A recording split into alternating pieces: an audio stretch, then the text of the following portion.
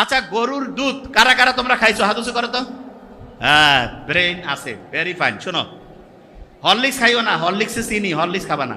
অনেক অভিভাবক মনে করো হরলিক্সে ব্রেইন বাড়বে, ব্রেইন ধ্বংস হয়। এটা নিয়ে পরে বলবো, খালি এইটুকু বললাম, হরলিক্সে 10 গ্রামে 7 গ্রাম চিনি, ফালতু জিনিস, সত্যি কথা।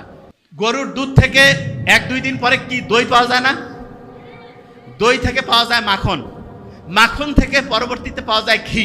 বলো তো, গরুর দুধের দাম বেশি না দইয়ের দাম বেশি? দইয়ের দাম বেশি না মাখনের দাম বেশি? মাখনের দাম বেশি না ঘিয়ের দাম বেশি?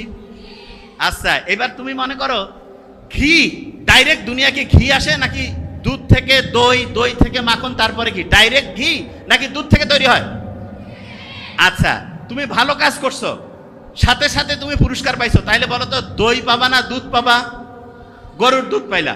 একটু দেরিতে পাইছো, তাইলে কি গরুর দুধ থেকে কি পাবা? দই পাবা। আর একটু দেরিতে হইলে? সবচেয়ে দেরিতে ঘি। তাহলে সবাই ঘি খাইতে চাও না? এই কও না কেন? ব্রেইনের জন্য খুব উপকারী। ছোট্ট বাচ্চা যারা আছো, মা এবং অভিভাবকদেরকে বললো প্রত্যেকদিন একটু হইলেও ঘি খাওয়াবেন, ব্রেইন অ্যাক্টিভ হয়।